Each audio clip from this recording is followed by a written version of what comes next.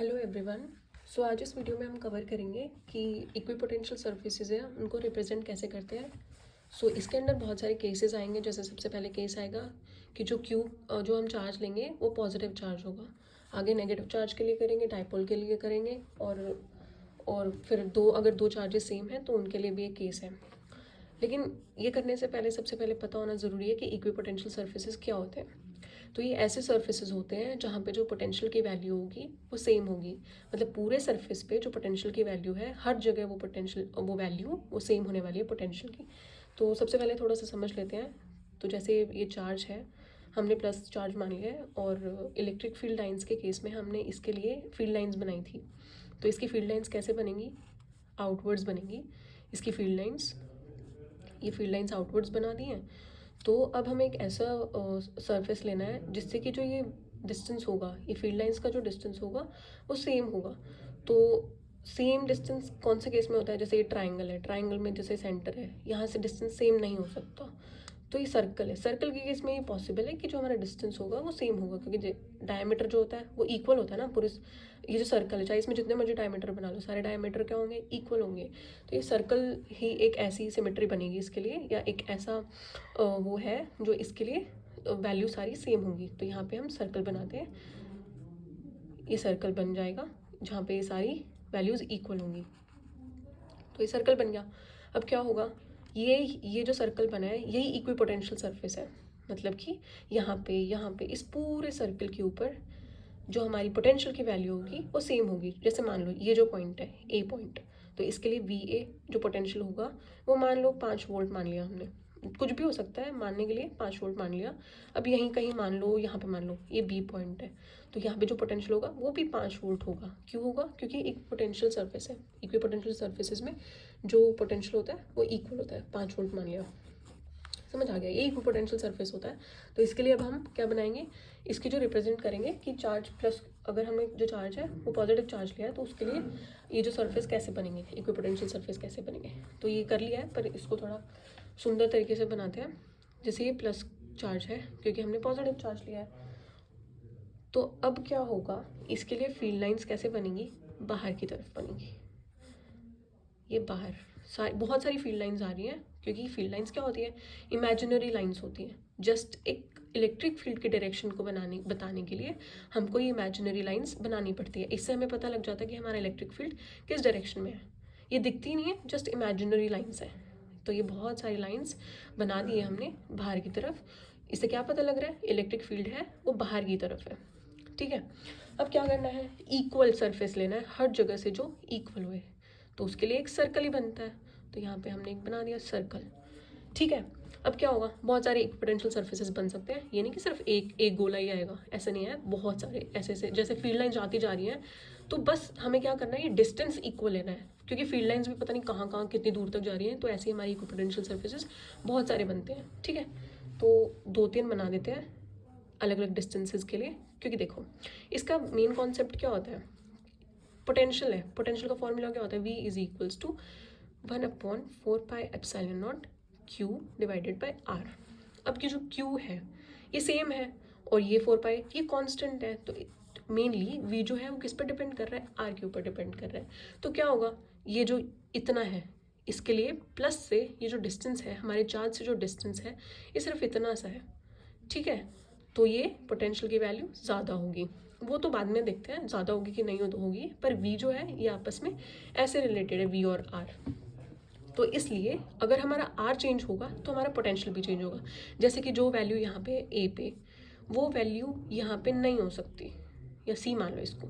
ये दोनों value same नहीं हो सकती। सेम कौन कौन होंगी? A और B। VA is equals to VB same होंगी, which is not equal to VC।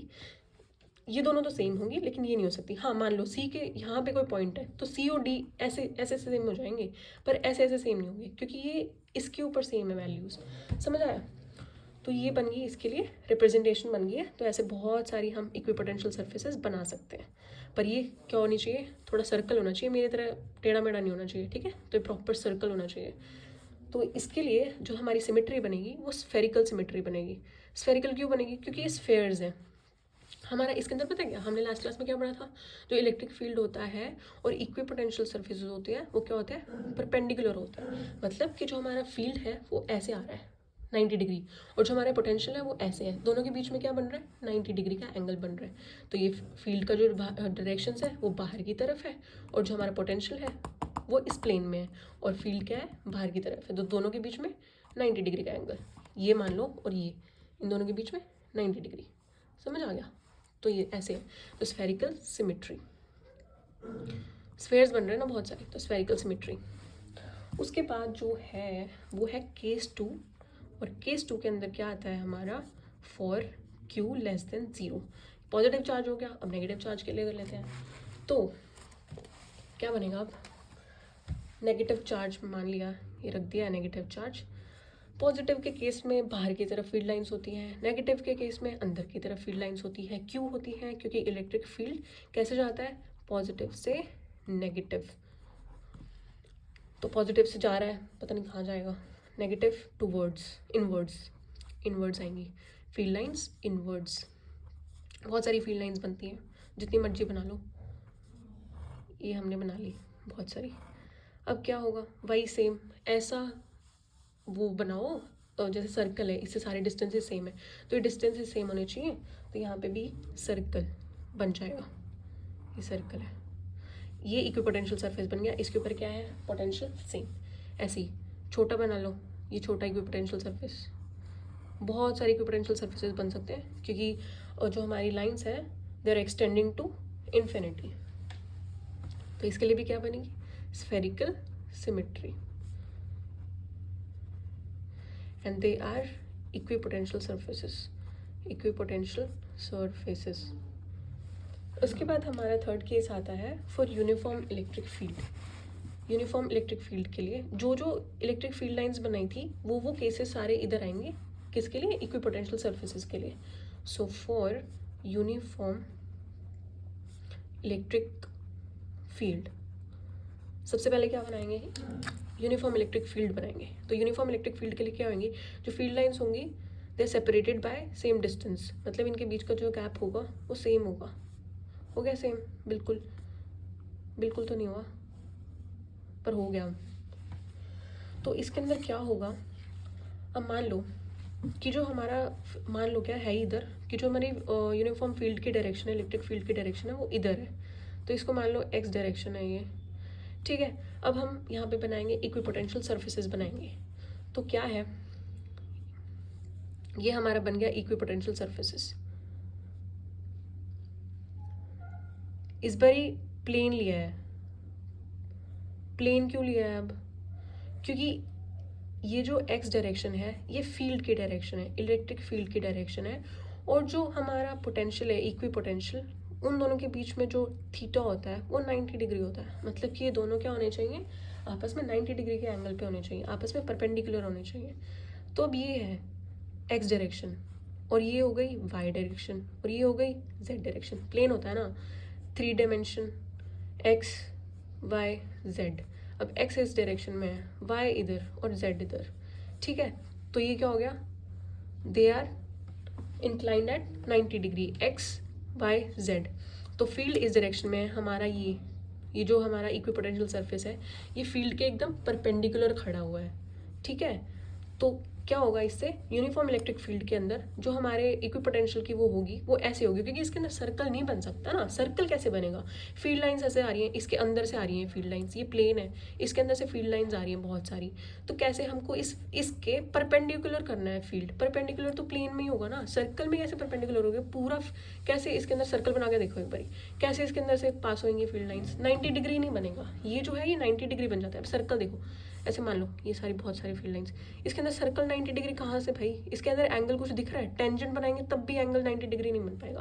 तो ये हमारा जो प्लेन होगा यही जो फील्ड के साथ है वो 90 डिग्री बना पाएगा। समझ आए, इसलिए यहाँ पे हमने क्या लिया है, ये प्लेनर सिमेट्री बनेगी, ये हमने प्लेन लिया है, वाई जेड प्लेन है, y z plane is perpendicular to x, x किस डायरेक्शन में, फील्ड की डायरेक्शन में, वाई जेड इक्विपोटेंशियल सरफेस। समझ आ गया।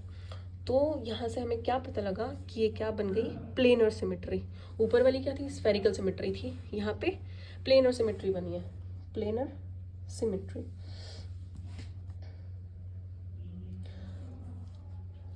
ऐसे ही मान लो अगर यहाँ पे वाई डायरेक्शन होती, फील्ड की डायरेक्शन वाई होती, तो यहाँ पे क्या बनता, एक्स जेड प्लेन। समझ आ गई? सिर्फ इसको रोटेट करवाना है। मान लो यहाँ पे जेड होता, फील्ड की डायरेक्शन जेड है, तो ये किस डायरेक्शन में होता, planar symmetry x y direction में। समझ आ गया? तो इसके लिए लिख लेते हैं, if electric field is along x axis, then equipotential surface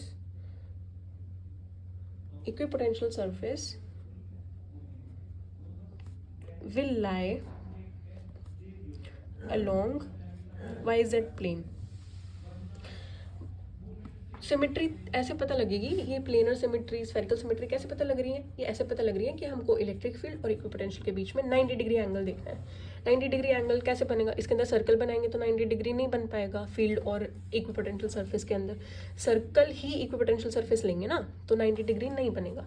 ऐसे इसके अंदर में 90 डिग्री बन रहा है। कैसे बन रहा है, फील्ड की डायरेक्शन ऐसे है, अंदर की तरफ है फील्ड की डायरेक्शन, पेन के यहाँ पे मत जाओ, फील्ड की डायरेक्शन अंदर की तरफ है, और जो हमारा क्या है इक्विपोटेंशियल सरफेस है वो ऐसे पड़ा हुआ है, ऐसे सिंपल। ये इक्विपोटेंशियल सरफेस है और फील्ड की डायरेक्शन अंदर की तरफ है, तो क्या हो गया, ये फ्लैट है और इसके बाहर की तरफ आ रहा है, ऐसे अंदर की तरफ जा रहा है।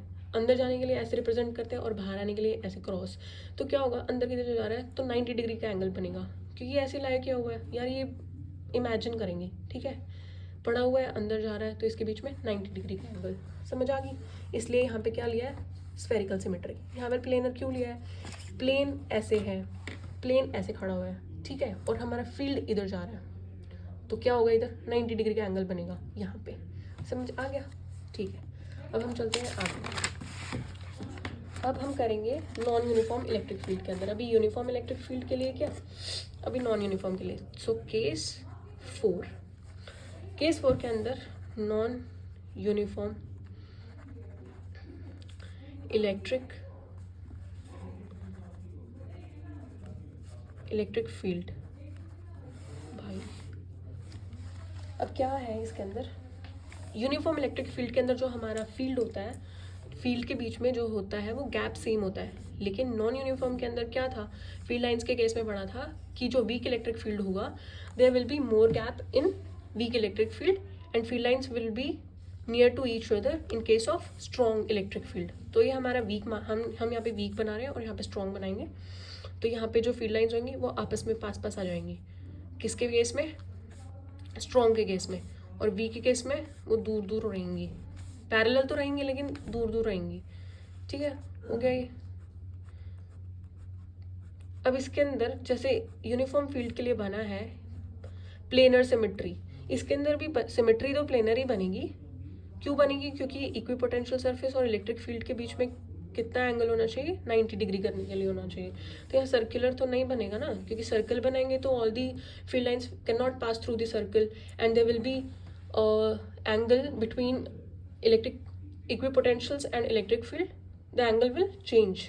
तो यहाँ पे एंगल को 90 डिग्री बरकरार रखने के लिए हमने यहाँ पे प्लेनर सिमेट्री को चूज़ किया है। तो यहाँ पे बना दो, सिंपल प्लेन बना दो, बहुत सारे बना दो या एक बना दो तब भी चलेगा। और ये डायरेक्शंस प्लीज़ ये बनानी है। फील्ड बन गया तो ऐसे बहुत सारी प्लेनर सिमेट्री बना दो, दो तो इसके लिए बना दी और यहाँ पे भी बना दो प्लेनर, ठीक है। वीक के अंदर इलेक्ट्रिक फील्ड पास लाई करेगा और वीक के अंदर दूर लाई करेगा और स्ट्रॉन्ग के अंदर पास लाई करेगा। Week electric field, strong electric field,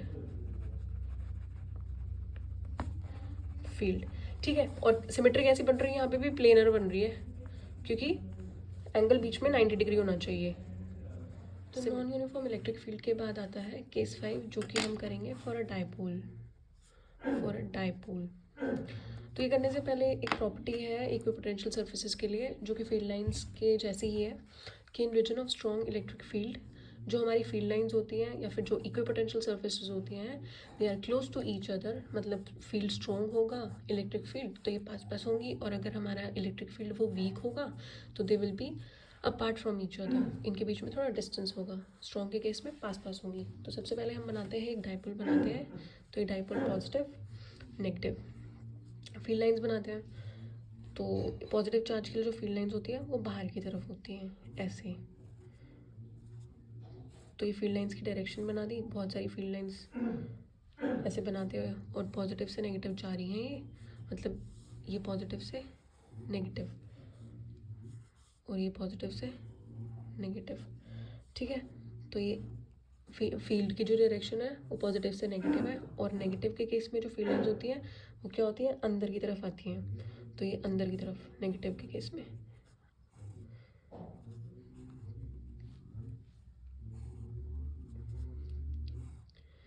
अंदर की तरफ आती है। अब इसके अंदर हमें ये प्रॉपर्टी यूज़ करनी है कि जहाँ पे फील्ड इलेक्ट्रिक फील्ड ज़्यादा होगा, स्ट्रॉन्ग होगा, तो ये पास पास होंगी। तो हमें पोटेंशियल इक्वी पोटेंशियल सर्फेसिस बनाने से पहले ये पता करना है कि जो हमारा फील्ड है वो स्ट्रॉन्ग किधर होगा और वीक किधर होगा। अब देखो, जो पूरा फील्ड लाइंस है वो ऐसे ऐसे इधर इधर सब, और ये नेगेटिव में आके मिल रही हैं। तो क्या होगा, जो फील्ड होगा वो सारा इधर डायरेक्टेड है, इधर। तो यहाँ पे इस रीजन में, ये जो पूरा रीजन है यहाँ पे हमारा होगा स्ट्रॉन्ग फील्ड, क्योंकि सारा जो फील्ड लाइंस है वो बहुत सारी फील्ड लाइंस इधर आ रही हैं। तो जहाँ पे फील्ड लाइंस बहुत ज़्यादा होंगी वो क्या होगा, स्ट्रॉन्ग इलेक्ट्रिक फील्ड। ये हमारा स्ट्रॉन्ग इलेक्ट्रिक फील्ड है, और ये यहाँ से जा रही हैं, तो यहाँ पे क्या बनेगा, वीक इलेक्ट्रिक फील्ड। ये है वीक इलेक्ट्रिक फील्ड। तो अब हमें बनाने हैं इक्वी पोटेंशियल सर्फेसिस बनाने हैं। तो बनेंगे तो स्फेरिकली, क्योंकि पॉजिटिव और नेगेटिव के केस में हमने स्फेरिकल सिमेट्री बनाई थी, तो अलग अलग के लिए तो बनेंगे स्फेरिकली बनेंगे, लेकिन जो होगा जो इक्वी पोटेंशियल होंगे उनके बीच का जो गैप होगा वो वेरी करेगा। कैसे करेगा, अब हमारा फील्ड इधर ज़्यादा है, फील्ड इधर ज़्यादा है, तो हमारे इक्वी पोटेंशियल सर्फेस ऐसे बनेंगे, ठीक है। ये थोड़ा कम है गैप, और इधर ज़्यादा, बाहर की तरफ ज़्यादा है, ऐसे ज़्यादा, और इधर पास हो गया, क्योंकि यहाँ पे फील्ड ज़्यादा है तो यहाँ पे गैप कम होगा और ये गैप ज़्यादा होगा, ठीक है। ये गैप ज़्यादा है, ये गैप कम है। सेम यहाँ के लिए थोड़ा बड़ा बनाएंगे तो बड़ा ऐसे बनेगा, और ये गैप, इधर वाला गैप कम, क्योंकि यहाँ पे फील्ड सेम इधर बनेगा। इधर फील्ड ज़्यादा है, इधर स्ट्रॉन्ग फील्ड है, इधर वीक इलेक्ट्रिक फील्ड है फील्ड। तो क्या होगा, गैप ऐसे बाहर की तरफ ज़्यादा होएगा, ऐसे, ठीक है। स्फेरिकल सिमेट्री है इंडिविजुअली, लेकिन कंबाइन करेंगे तो क्या बन जाएगी, ये सिलेंड्रिकल सिमेट्री। सिलेंड्रिकल सिमेट्री, जो सिमेट्री है वो सिलेंड्रिकल बनेगी, क्योंकि अभी स्फेरिकल नहीं बची ना, क्योंकि इस तरफ गैप जो कम है और इस तरफ गैप है वो ज़्यादा है। तो जो सिमेट्री बनेगी that will be cylindrical symmetry. उसके बाद जो केस 6 आता है उसके अंदर क्या है, उसके अंदर for a pair of similar charges, for pair of similar charges, ये हमने किया था फील्ड लाइंस के केस में भी किया था, तो सेम वैसे ही करना है। तो यहाँ पे बनाना है Q1 और यहाँ पे बनाना है Q2, और मान लेते हैं Q1 Q2 जो है वो पॉजिटिव है।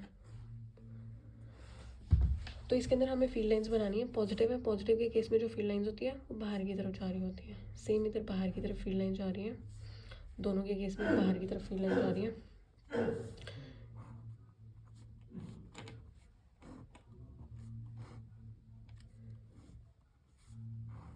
बाहर की तरफ फील्ड लाइंस बनानी। अब क्या होगा, कुछ फील्ड लाइंस इधर भी होंगी, तो यहाँ से फील्ड लाइन चलेंगी, लेकिन ये पॉजिटिव चार्ज है, ये भी पॉजिटिव चार्ज है, तो इसके अंदर क्या होगा, रिपल्शन, पॉजिटिव पॉजिटिव रिपल्शन। तो जो फील्ड लाइंस होंगी वो क्या हो जाएंगी, रिपेल हो जाएंगी इस तरफ।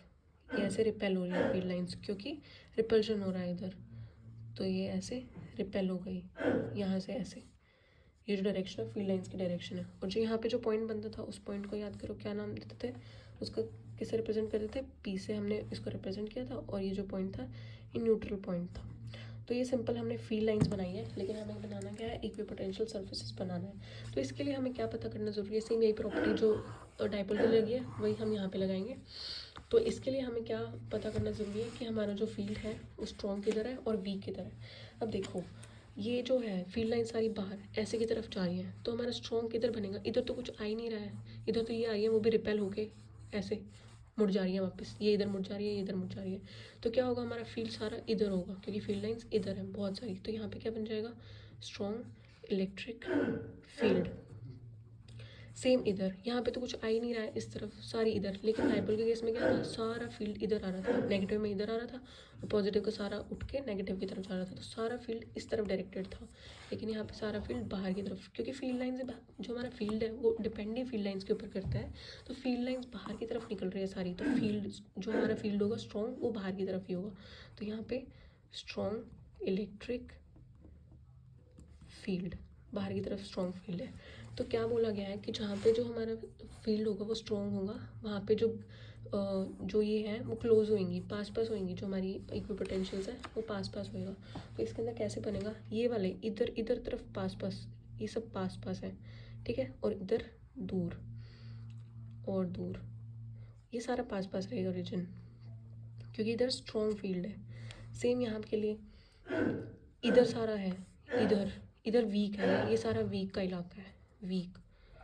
स्ट्रॉन्ग का इलाका किधर है, इधर है, तो यहाँ पे कम गैप रहेगा और इधर ज़्यादा गैप है, ठीक है, ऐसे बनाना है, इधर गैप कम दिखाना है, इधर गैप ज़्यादा दिखाना है। तो ये था इक्विपोटेंशियल को रिप्रेजेंट करने का तरीका। बहुत सारे केसेस के लिए हमने सब केसेस के लिए कवर किया है। Thank you.